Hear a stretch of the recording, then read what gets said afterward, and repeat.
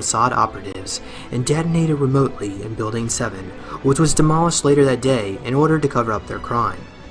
Remote pilot technology was used in a flyover event to deliver a payload of explosives into the Pentagon at the exact location of the White Knights and their new Naval Command Center, who were coordinating activities supporting Nasara's implementation nationwide.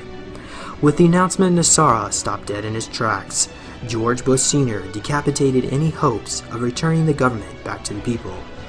While CIA agent Osama bin Laden is made into the boogeyman, the country dashed off to fight a war on terror. The events of 9/11 eventually led way to the slaughter of the Iraqi people. To keep the public unaware of the carnage, the official death count of U.S. soldier and Iraqi civilians is purposely underreported. Deceased U.S. soldiers are either being dumped into the Persian Gulf or replaced with clones. As of 2009, the total death count of Iraqi civilians now surpasses a staggering 1.6 million people. The same Cook statistics apply to the death totals on the day of 9/11. According to the government, 2,752 people died that day, when in actuality, 30,700 people had died. No one questions the insanely small numbers given out by the government because New York City is a large place. People who have lost loved ones do not make contact with other survivors, so they have no way of knowing how many people have truly died.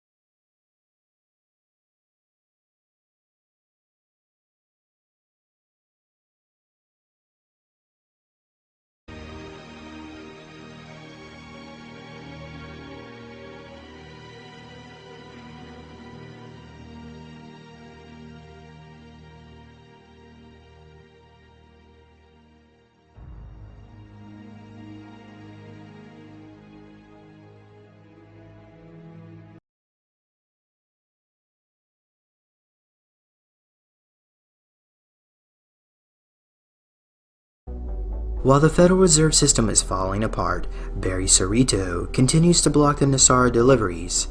Even though he never invested any money in these programs, he demands a portion of these funds for himself. In a pattern which mimics the Bush years, the Obama administration continues to make numerous daily attempts to steal the funds. But before he was even sworn in office, in December 2008, Obama tried unsuccessfully to steal $400 billion from the Prosperity Funds and demanded another $1 trillion ransom for his deed. A week before his inauguration, Saint Germain and the Global family had confronted Obama about his actions. At that time, Obama agreed to go along with the Nasara mission, but soon after reversed his promise and has now solidified his alliance with the Bush-Clinton cabal. Our economy is badly weakened, a consequence of greed and irresponsibility on the part of some, but also our collective failure to make hard choices and prepare the nation for a new age. In March 2009, Obama tried once again to steal over $200 trillion of international funds from the Bank of International Settlements.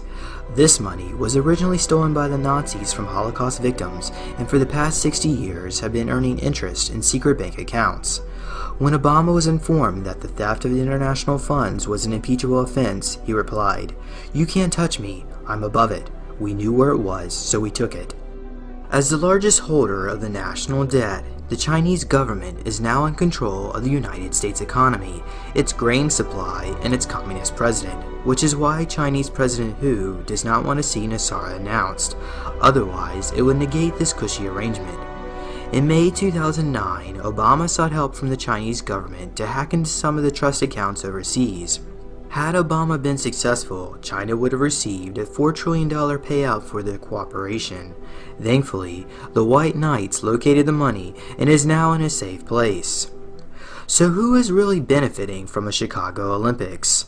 Well, Valerie Jarrett's former businesses benefit. Habitat, which manages hundreds and thousands of apartments throughout Chicago, not only on behalf of the government, but on behalf of other developers. In anticipation of the proposed Chicago Olympics site, Obama had committed to buy several $100 million of property in the surrounding area